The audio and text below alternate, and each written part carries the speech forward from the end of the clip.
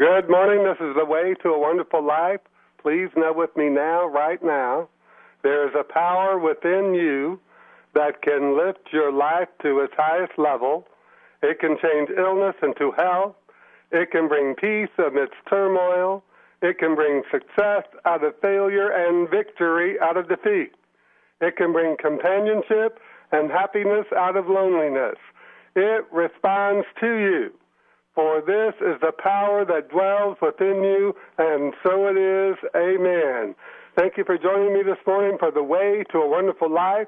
I am Reverend Dr. Henry Lee Bates, coming to you live from Palm Springs, California, teaching from the philosophy of the Mastermind Jesus and the wisdom of the ancients found in the evolutionary science of mind. This program is spiritual, not religious, and this program is not pre-recorded, nor is it edited. It is live. For more information about this ministry, please visit www.revbates.tv or www.revbatesontheradio.org. You can also find me on youtube.com by just going to youtube.com and putting in the search box Rev Bates on the radio or the Way to a Wonderful Life channel, and you'll find over 60 audio videos of my radio presentations that you can listen to 24/7 in both English and Spanish.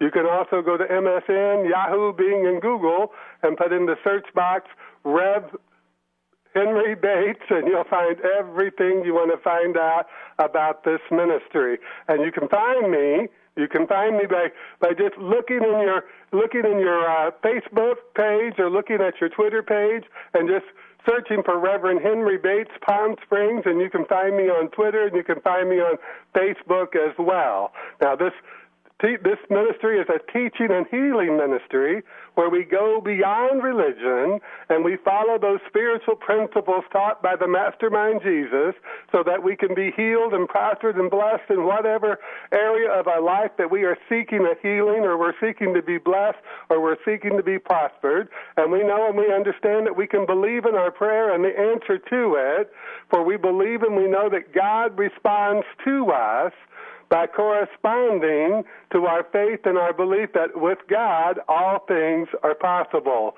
So we believe in our prayer and the answer to it, and we go one step further and say we can rejoice and give thanks right now, right where we are, for the best of times and the best of everything, and so it is. Amen. So you can send me your questions, your comments, and you can send me your prayer request, and every prayer request that comes to this ministry will be held in the sacred confidentiality in which it is sent, and you can send those from the website revbates.tv or revbatesontheradio.org, or you can mail those to Reverend Henry Bates, that's B-A-T-E-S, P.O. Box 1173, that's P.O. Box 1173, Palm Springs, California, 92263. That's 92263. Now, you can also leave me a message in the Los Angeles area at 818-476-0088 or in Palm Springs at 760-778-5677. Once again, this is The Way to a Wonderful Life.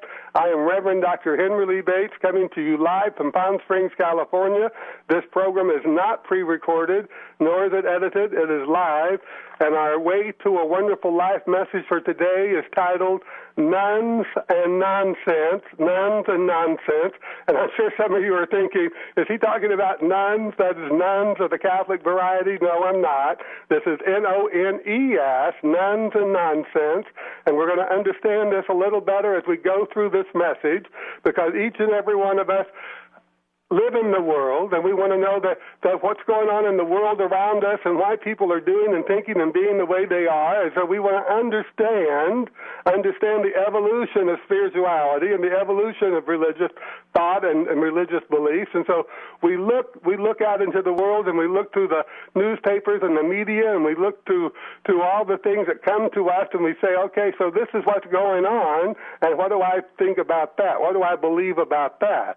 And so I have some words here from an article in a news magazine called The Week, the week, and it's titled The Rise of Atheism in America, and it was written by the week's editorial staff, and they write, the number of disbelievers is growing, but they remain America's least trusted minority. Why? Question mark. How many atheists are there? Question mark. It depends on your definition of the term. Only between 1.5 and 4% of Americans admit to so-called hard atheism, the conviction that no higher power exists. But a much larger share of the American public, 19%, spurns organized religion in favor of a non-defined skepticism about faith. This group, sometimes collectively labeled NONES, N-O-N-E-S, and that's where we get our nones and nonsense, is growing faster than any religious faith in the U.S. About two-thirds of NONES say they are former believers, 20% are lapsed Catholics, and 29% once identified with other Christian denominations. David Silverman, president of American Atheists, claims these nones as members of his tribe. If you don't have a belief in God, you're an atheist, he said. It doesn't matter what you call yourself. Now, that's from The Week. The Week, that's a news magazine called The Week, and that was written by the Week's editorial staff. Now, for me, I don't find this to be absolutely true, because I don't actually believe that people walk around without a faith in something. And I think if you have a faith in anything, then therefore you have a faith in God. It's just that you may not define it in that way. And for me, when I was growing up as a Baptist, I had a faith in a God up in the sky and a hell below, and I was taught that Jesus would save me from all that nonsense that's going on around me in the world. And I realized that as I evolved these ideas in my mind, that I changed my belief, and I became a Catholic. I was a devout Catholic for many years, and I always admired and respected the sisters. It was the priests and bishops that were difficult for me to understand. As an American Catholic, I cherry-picked Catholicism, taking what I liked and ignored the rest, and this wasn't difficult to do since I was raised in the Baptist religion. I had become accustomed to tuning out the majority of what the preachers were preaching that I came into contact with. But I will always remember the good father at St. Philip Neri Parish in Portland, Oregon, who gave me great counsel on sin and forgiveness. He tried his best to talk me into remaining a Catholic, but I couldn't because I was being called to something new. But my not remaining a Catholic or a Baptist had absolutely nothing to do with a lack of faith in God or a lack of faith in the teachings of Jesus, a lack of faith in the teachings of Isaiah and Job and Jeremiah and so forth. In fact, I had a deep love for God and the spiritual truths found in the Holy Bible. The Torah, the sacred texts of the Buddhism, and the Bhagavad Gita, and all these sacred writings gave me a burning desire to increase my faith and my understanding. I experienced the realization that faith in God was not dependent on being a part of religion or adhering to religious dogma. And in this, I have found that the Jesus I have come to understand would agree. As a matter of fact, as we went through our Palm Sunday message, we realized that Jesus was standing up to the chief priests and the religious leaders and the legal scholars and the elders of his time, saying it's time for us to go beyond what we've thought before, go beyond what we believed before, go beyond our old idea of God and our relationship to God. Now, I'm sure that Jesus studied the mysticism found in the Bhagavad Gita and other philosophies that predated Judaism, because Jesus made statements that were very similar to those statements found in the Bhagavad Gita. In the article about the nones, the N-O-N-E-S, we can read a much larger share of the American public, that is 19%, spurns organized religion in favor of a non-defined skepticism about faith. And I believe this is what happens to many people when they transition from organized religion and acceptance of religious dogma to a faith that finds all that unnecessary. Far too many of us have experienced the abusiveness of religious organizations, whether in regards to race or gender or nationality or sexual orientation. And the Easter story played out in churches each year based on tradition, we find that women were a very important part of Jesus' experience. Yet the fundamentalists continue to teach that women are to be subservient to men, and some even claim that women have no biblical authority to lead a church at all. And the Catholic Church refuses to allow women in the role of clergy and continues to be dominant in the media with their rejection of birth control and other issues regarding women's health. And as for race, churches are still the most segregated part of society in the United States on Sunday mornings. Now, most of us live in a world integrated by race, gender, nationality, sexual orientation, and religious and non-religious friends, co-workers, and acquaintances. And so a church environment that does not hold the same diversity takes on the personality of an exclusive club rather than a place where we all come together to get to know God in a greater way, to get to know God in a greater way. People like Franklin Graham and Rick Warren exclude people from their congregations, exclude people by saying, if you don't believe what we believe, then you're going to go to hell, or you're going to be condemned by God at blah, blah, blah, and all that noise and nonsense.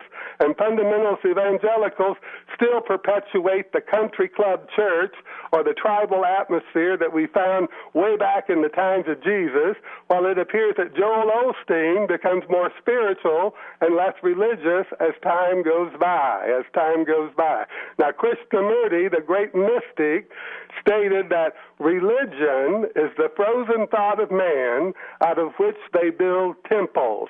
Religion is the frozen thought of man out of which they build temples. Now, Krishnamurti was chosen to lead the Theosophy movement, and he was given hundreds of thousands of dollars to do that, but he gave all that money back.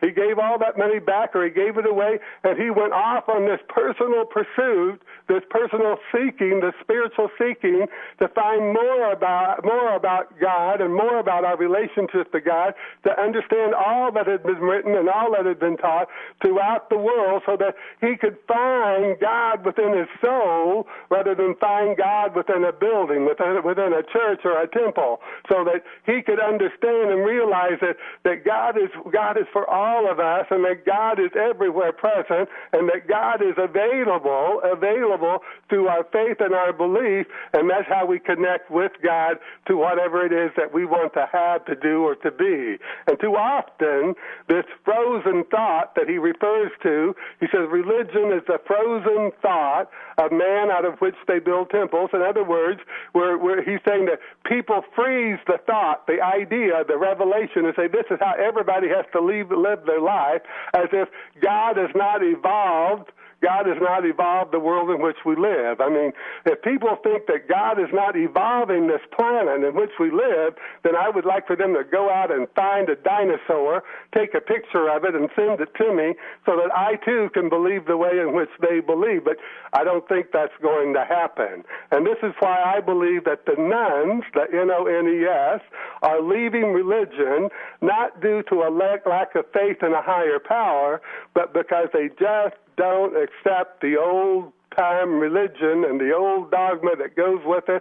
And even those who call themselves progressive ministers are telling them that they must believe in the way they believe, rather than saying, open your mind to the infinite, as Jesus did, and go into the closet, as Jesus did, and open your mind to God and whatever it is that you find out in that relationship with God, as you're sitting there in the silence and being still and letting God infuse your mind, your heart, and your soul with a new idea about yourself and a new idea about your relationship to God. Take that out into the world and just live it live it. Don't try to sell it. Just live it and let people find out what you found out in that closet where you had your mind, and that means just to go into our deeper mind, go into the stillness, to be still and know that I am God. Let the people see from the way that you live, from your works, what your faith is.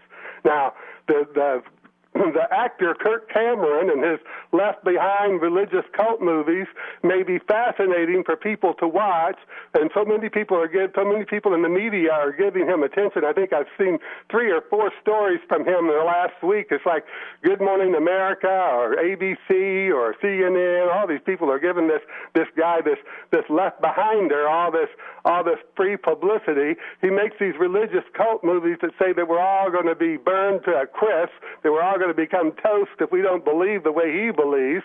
And just like watching horror movies, at some point we realize that none of this is real. It's all coming from somebody's morbidity. Somebody's mind is fascinated with that which is scary and horrible. And so we realize that we must lift our mind up. God is not a God of the morbid. God is not the God of destruction.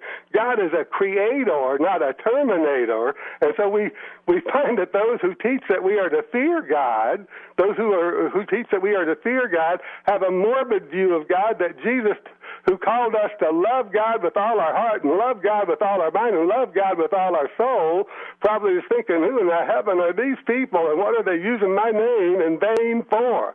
Get thee behind me, Satan. Get thee behind me, the false teachings, the false beliefs, the false ideas. Get thee behind me, anyone that believes that there is nothing, that there is something other than God, because I am the Lord, and besides me there is none other. Besides me there is no thing, there is nothingness, as we read in the book of Isaiah. And so we let go of that guilt, we let go of that fear, we let go of that morbidity, and we let God fill our heart, fill our mind, and fill our soul. And pretty soon we will realize that in this spiritual freedom that we've established in our consciousness, that the Spirit moves through us with a greater ease and a greater grace and a greater glory for all to see.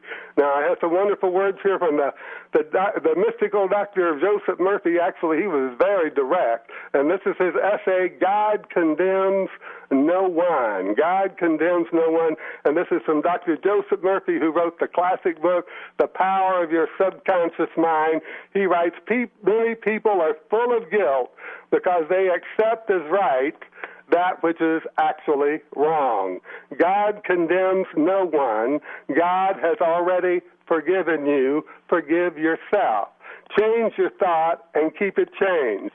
Think on whatsoever things are true, whatsoever things are just, whatsoever things are noble, and whatsoever things are of good report. Think from the standpoint of the golden rule and the law of love. Would you think of disobeying the principles of chemistry, or the principles of physics, or the principles of mathematics, or the principles of engineering? Would you build a wheel off-center? Are you believing in antiquated, dead, grotesque superstitions and prejudices in the name of religious beliefs?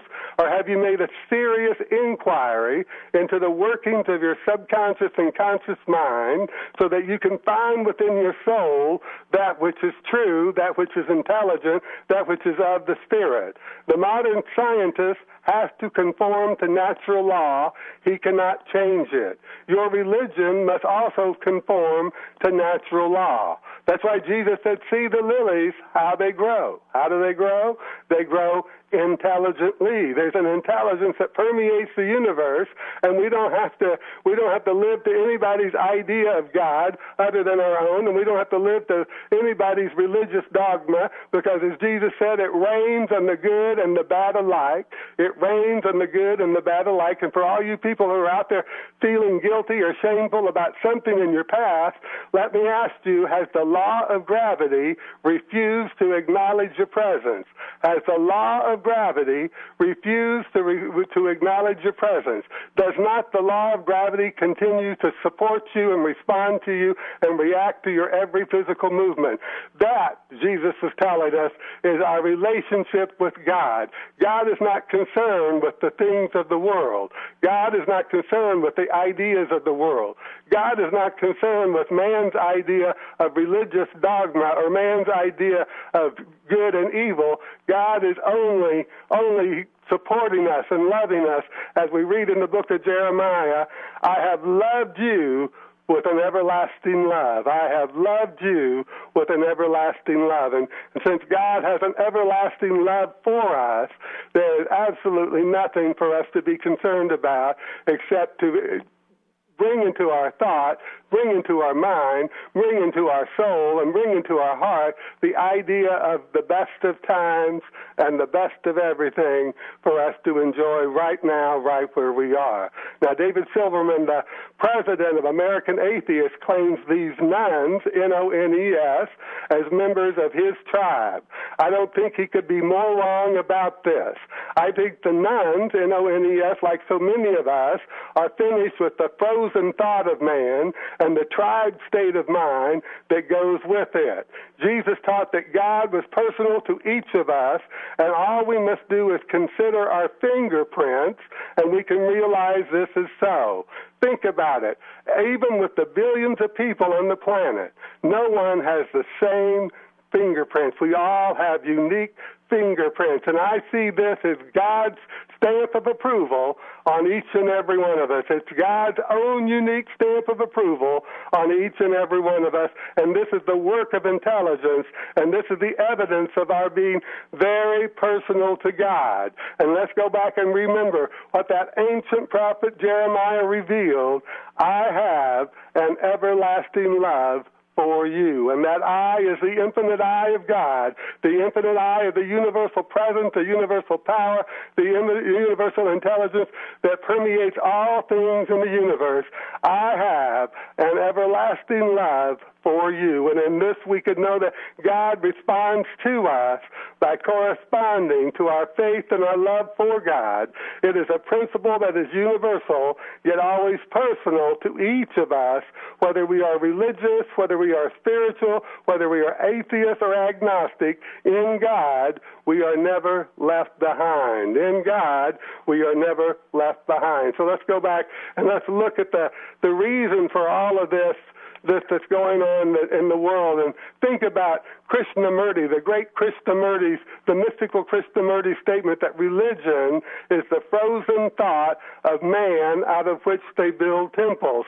In other words, religion is somebody else's idea, and somebody else's idea that wouldn't fly if people weren't afraid, if people didn't fear death, if they didn't fear God, if they didn't fear the great unknown, if they didn't fear what's going to happen to them in the hereafter. But when we understand the teachings of Jesus, and we understand the teachings of Isaiah, and we understand the teachings of all the great mystics and all the mystical statements that we can read in the Bhagavad Gita, and we can read from the Buddha, and we can read from all those people that reveal God to us in a greater way, we can realize that whatever is happening here is the same that's going to happen in the hereafter, that we will still be living in the presence of God, that we will still be living in the Spirit. In the Spirit we live and move and have our being, and Spirit is life and truth and intelligence. And so in intelligence we live and move and have our being, and each and every one of us have the opportunity every day to realize within our mind that there is not God in anything else. There is only God as everything, that God is all there is, and that life is good all the time. When we separate ourselves from that which tries to deceive us, tries to scare us, or tries to intimidate us, us into believing that our God, which created us, our God, which is the intelligence that permeates the universe, that this spirit, this presence, this power, this love that moves through our heart, our mind, and our soul, this joy that lifts up our spirit, this happiness that comes to us in the smallest and most wonderful ways sometimes, that this harmony and beauty that we take into our mind and we realize is something that we want to experience, something that we want to have, something that we want to foster and nurture and establish in our life in a greater way. When we look at all that, we realize that our Creator, who created us in His own image and likeness, in its own spirit, in its own truth, and part of its own life, and that imparted to us a part of it, a part of the spirit, a part of that intelligence, a part of that power, and lets us choose how we're to experience this life. Let us choose how we're going to enjoy this life, and let us choose whether we say we have faith in God or whether we say we don't. This universal power and presence that moves through the universe as spirit, moves through the universe as love, it will never become a terminator. God is our creator, not a terminator. God is our creator, not a terminator. This life that lives in us, the life that lives in you and me, this fragment of the divine, this part of the intelligence and the power and the Spirit of God, this life shall live forever. It shall live in the through here and to the hereafter, because it is part of God. It is part of this eternal presence, this eternal power, and this eternal intelligence that is always for expansion, always for growth, always for the new idea, always for the opening up in our mind and our heart and our soul to a greater realization of its presence in our life, of its presence in our life. So each and every one of us can find within our heart, find within our soul, and find within our mind, if we choose to, that even though we may not follow the dogmas of religion, we may not allow ourselves to be part of a tribe, so to speak. And as we noticed from that reading, that the Mr. Silverman, who's part of the God, I need to find my notes here. David Silverman, president of the American Atheists, claims that these nones, N-O-N-E-S, are members of his tribe, and I'm going to say, David, they don't want to be a member of any tribe. They don't want to be a part of a tribe. Tribes are the thing of the past. Right now, we want to be free in the Spirit. We want to live to God. We want to live to the Spirit. We want to live to that which is wonderful and marvelous, that which gives us freedom to choose and freedom to be. We want to live and let everybody find their own way in which they can discover the presence of God in their life. Let everybody discover in their own way what is right and good for them and what is not. Let everybody discover in their own way that the intelligence that's within one person is within every person, that what one person can do, everybody can do. So quit living to someone else's frozen idea. Quit living to somebody else's idea or opinion of what's right and wrong and what's good and bad and what's just and unjust, and start living in the presence, start living in the Spirit, start living in the love of God right now, right where you are. And so it is, amen. And so it is, amen. Once again, I want to thank you for being with me today. And I hope you join me for my next broadcast right here on KTYM, AM 1460 radio, and at www.ktym.com worldwide this coming Wednesday evening at 7 p.m. Pacific time. That's 10 p.m. Eastern time, 9 p.m. in the Midwest. And if you live in Maryland, South Jersey, Delaware, parts of Virginia, or parts of Washington, D.C., you can listen to me Monday through Friday on WKDI, AM 840 radio out of Maryland. It's Monday through Friday, 9:30 a.m. Eastern time, and that's 6:30 here in Palm Springs. And those programs, too, are live from Palm Springs. And next Saturday night, you can listen to me on WINB, the International Broadcasting Station, on the Internet at WINB.com, or for shortwave radio throughout 120 countries around the world at 7:30 p.m. Pacific time, 10:30 p.m. Eastern time, 9:30 in the Midwest. That's next Saturday night. Once again, I want to thank you for being with me today, and I invite you to visit RevBates.tv or RevBatesOnTheRadio.org. That's www.RevBates.tv or www.RevBatesOnTheRadio.org. And you can also go to YouTube.com, or you can put in the search box Rev Bates on the Radio. That's BATES.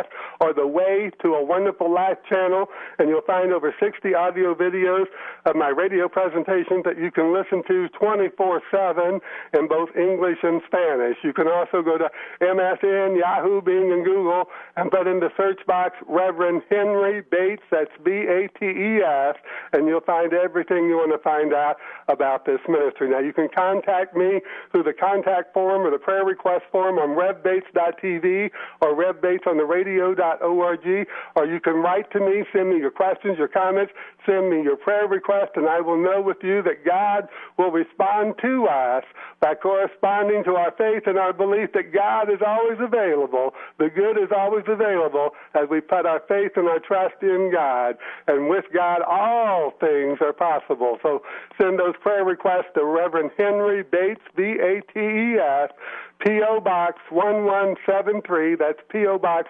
1173, Palm Springs, California, 92263. That's Palm Springs, California, 92263. And just a reminder, all the messages published on RevBase.tv are published in English, Spanish, and Italian, so you can read those messages in whatever language is comfortable for you. Also, this ministry, this radio ministry, is an independent project of RevBase Ministries and is supported by your love offerings, your faith offerings, your tithes, your contributions. And I want to thank each and every one of you who contribute to this radio programming so that we can keep this program on the air, so we can open our minds to God in a greater way, open our minds to the spirit of intelligence, the spirit of power, and the spirit of truth in a greater way so that we can be free. Jesus said, you will know the truth, and the truth will set you free.